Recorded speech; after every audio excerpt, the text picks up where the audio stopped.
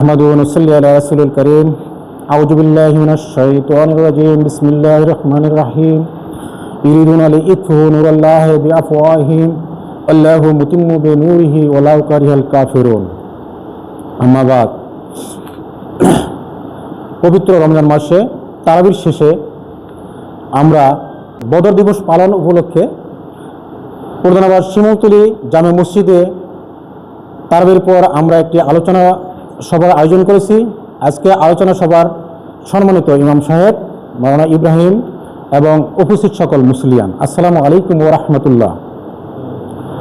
আমরা এই পবিত্র মাসে আমরা চারটি বিষয় পেয়েছি। একটি বিষয় হলো আমরা এই পবিত্র মাসে পেয়েছি 30টি সিয়াম, এবং এই পবিত্র মাসেই পেয়েছি আমরা কুরআন, এবং এই পবিত্র মাসে আমাদের জন্য একটা পরীক্ষা হয়েছিল, সেই পরীক্ষা হলো বদর। আর এই পবিত্র মাসেই আমরা আরেকটি বিষয় পেয়েছি, সেটা হলো আমাদের কদর। চারটা বিষয়ে উৎপূর্বভাবে আমাদের সাথে জড়িত, কোনটা বেঁধে রেখে আমাদের আমল করা সম্ভব না। সব কিছু থেকেই আমাদের শিক্ষণীয় বিষয় রয়েছে। তার মধ্যে আজকে একটি শিক্ষণীয় বিষয় হলো, পার্ট অফ শিক্ষণীয় বিষয় হলো বদর। আপনারা জানেন 17 রমজানে আমাদের বদর দিবস পালন হয়েছে। আজকে তারই অংশ হিসেবে আমরা বদর নিয়ে সম্মুখ আলোচনা করব। বিস্তারিত আলোচনা করবেন আমাদের ইমাম সাহেব মাওলানা ইব্রাহিম খলিল। আমি প্রথম একটি সিয়ামের নাজিলকাল প্রেক্ষাপট নিয়ে বদর যুদ্ধে আমি চলে যাব। 40 বছর বয়সে আমাদের নবী হযরত মুহাম্মদ সাল্লাল্লাহু আলাইহি সাল্লাম নবুয়ত প্রাপ্ত হন। 610 খ্রিস্টাব্দে নবুয়ত লাভ করেন। নবুয়ত লাভ করে তিনি তাওহীদের দাওয়াত দিচ্ছিলেন, কালেমার দাওয়াত দিচ্ছিলেন, একাত্মবাদের দাওয়াত দিচ্ছিলেন মূর্তি পূজকদেরকে। ঠিক দাওয়াত চলতে চলতে যখন 7 বছর, নবুয়তের 7 বছর যখন চলে, তখন কাফেররা অর্থাৎ হযরত মুহাম্মদ সাল্লাল্লাহু আলাইহি ওয়াসাল্লাম নিকট আত্মীয়রা তাকে কী করলো, অবরুদ্ধ করলো বাড়িতে, যে এরকম দাওয়াত চলবে না। শুধু অবরুদ্ধই করে নাই, তার বাড়িতে তার আশেপাশে রসদ জ্বালানি সব কিছু বন্ধ করে দিয়েছিল। এই মুহূর্তে হযরত মুহাম্মদ সাল্লাল্লাহু আলাইহি সাল্লাম পশুর, হালাল পশুর যে চামড়া আছে, সেই চামড়া শুকিয়ে টুকরো টুকরো করে পাক করে খেয়ে জীবিকা নির্বাহ করে বেঁচেছিলেন। কোনো এক সময় তাকে হত্যা করার জন্য পরিকল্পনা করল কাফেররা। হযরত মুহাম্মদ সাল্লাল্লাহু আলাইহি সাল্লাম তার সাথীদেরকে নিয়ে মদিনায় হিজরত করলেন 622 খ্রিস্টাব্দে। হিজরত করার পরেই 1.5 বছর পর আর কি 624 খ্রিস্টাব্দে হযরত মুহাম্মদ সাল্লাল্লাহু আলাইহি সাল্লামের উপর আদেশ আসলো রমজান মাসের এই সিয়াম, 30টি সিয়াম। ফরাসের উদ্দেশ্য ছিল কি, এই মুসলমানদেরকে প্রিপারেট করবে, প্রস্তুতি গ্রহণ করবে, সামনে আরেকটা পরীক্ষা আছে। তখন মক্কা এবং মদিনায় যারা মুসলমান ছিল অংশ মুমিন বানাবেন, তাকওয়া অর্জনকারী বানাবেন, তারপরে তাদের উপর ফরজ করে দিলেন রোজা, 30টা রোজা। এই রোজাকে এত সুন্দরভাবে তারা গ্রহণ করেছিলেন, এই কোরআনকে এত সুন্দরভাবে গ্রহণ করেছিলেন, তারা ঠিকই তাকওয়াবান হয়েছিলেন। এই মুহূর্তে আল্লাহ রাব্বুল আলামিন তাদেরকে একটা পরীক্ষা দিলেন, সেটা হলো বদর যুদ্ধ। তাদের উপর যুদ্ধ চাপিয়ে দিলেন আল্লাহ রাব্বুল আলামিন, যে মক্কার 1000 সৈন্যবাহিনী সশস্ত্রভাবে মদিনা এবং মক্কার বর্ডার কাছে, এবং মদিনা 313 জন সাহাবী সহ সামান্য কিছু অস্ত্রশস্ত্র নিয়ে মোকাবেলা করার জন্য বদর নামক স্থানে তারা সমবেত হলেন। হযরত মুহাম্মদ সাল্লাল্লাহু আলাইহি সাল্লাম অনুধাবন করলেন, দেয়ার ইজ গ্রেট ডিফারেন্স। তারা হলো 1000, আমরা হলাম 313 জন।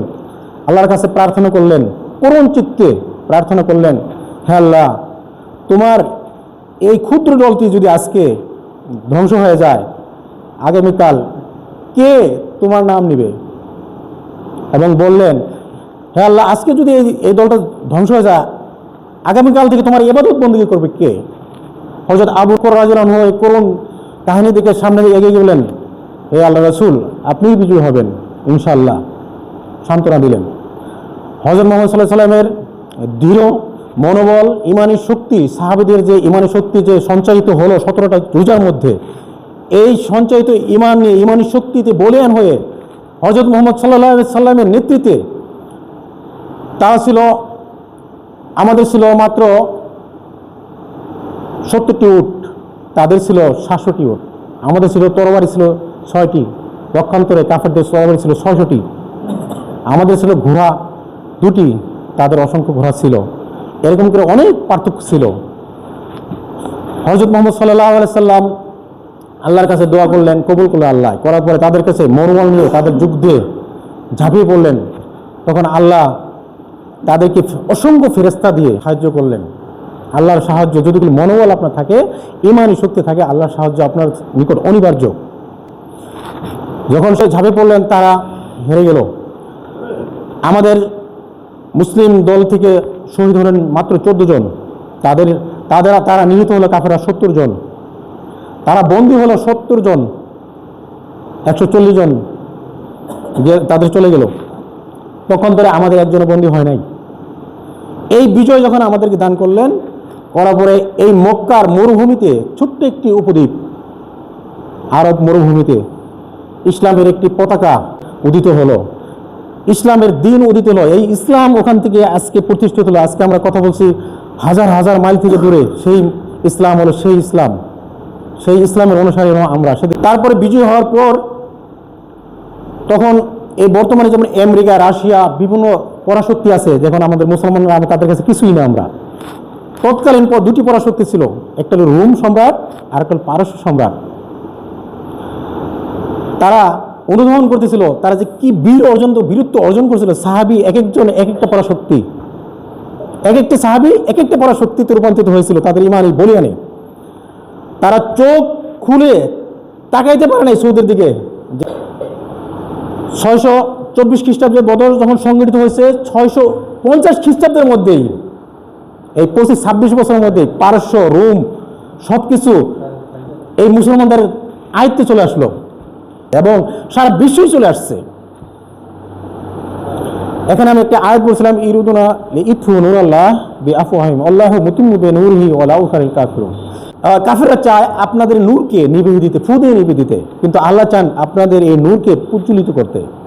কিন্তু আপনারা প্রজ্বলিত করতে হলে আমাদের ঈমানি শক্তি হতে হবে।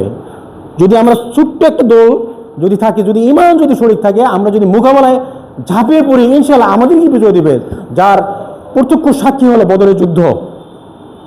সম্মানিত উপস্থিতি, বদরের যুদ্ধ একটি ঐতিহাসিক শুধু একটি ঘটনা নয়। এই ঘটনা থেকে আমাদের শিক্ষণীয় বিষয় হলো, আমরা ধীর মনোবল নিয়ে যদি আমরা এগিয়ে যাই, আমরাই বিজয় হব ইনশাআল্লাহ। আজও এই কাফের মুশরিকদের যারা জাতি আছে তারা এবং মুসলমানদের কিছু অংশ যারা অন্যায় পথে আছে, আমাদের পিছে এই যুদ্ধের মতো লেগে আছে। তাদের দেখে আমাদেরকে ভয় করলে চলবে না।